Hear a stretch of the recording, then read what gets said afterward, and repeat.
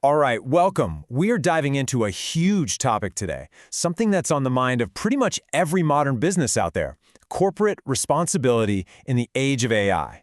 And look, this isn't just a tech issue, right? It's about trust. It's about strategy. It's really about building a future that we all actually want to live in. So let's figure out how to get this right.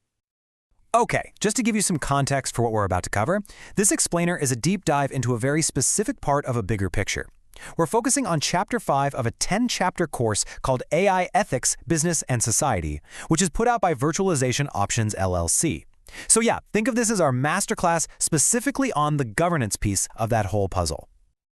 So, if you're a business leader right now, you know this feeling. AI presents this fundamental tension. It's like you're walking a corporate tightrope. On one side, you have this massive, game-changing opportunity, and on the other, a whole new world of really profound, company-altering risk.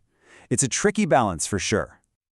Now, this is where things get really interesting, because it's so easy to think about AI governance as just playing defense, trying to avoid regulatory fines, preventing brand damage, staying out of court.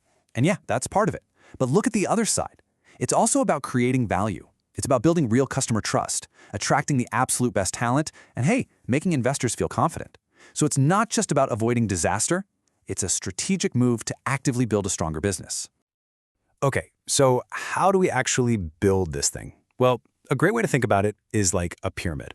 And what's at the very bottom? The foundation. The absolute, non-negotiable starting point for everything else is a strong ethical culture. Seriously, without this, everything else you try to build on top is just window dressing. It's not going to hold up. And this quote from Ethisphere it absolutely nails the point. It's about a huge mindset shift.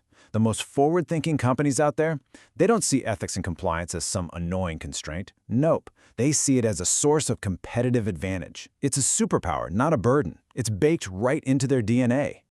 And if you're thinking, okay, but what's the real-world cost of getting this wrong? Well, look no further.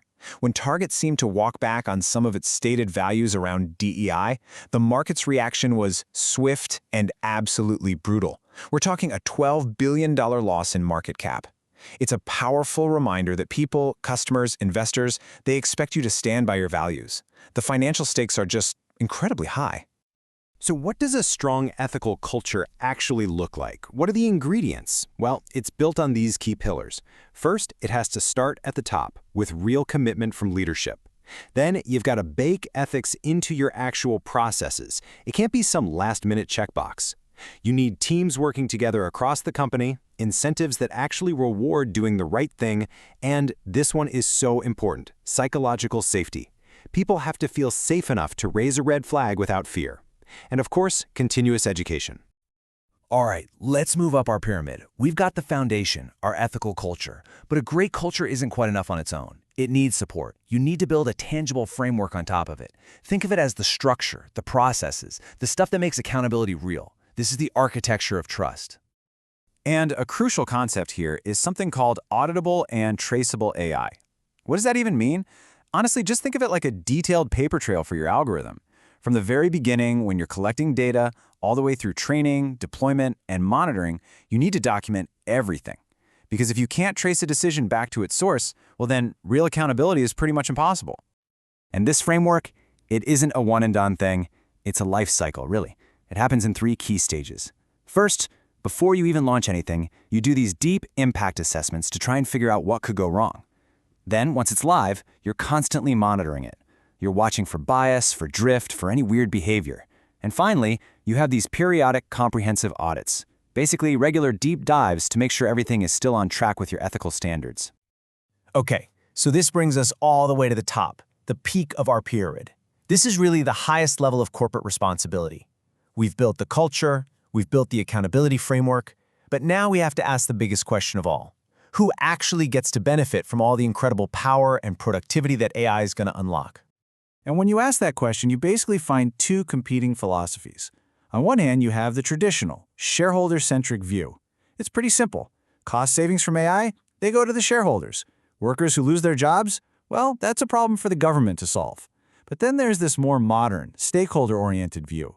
And it says, wait a minute, businesses have a real obligation to everyone involved, the workers, the communities, all of society. It's a totally different way of looking at it.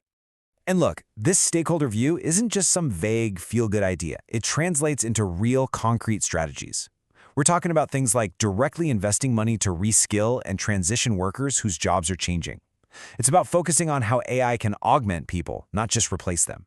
It's about creating actual profit-sharing plans to share the wealth. And it's about investing back into the local economies that might be affected by all this change. And you can actually see this happening in the real world. I mean, take Amazon's Upskilling 2025 initiative.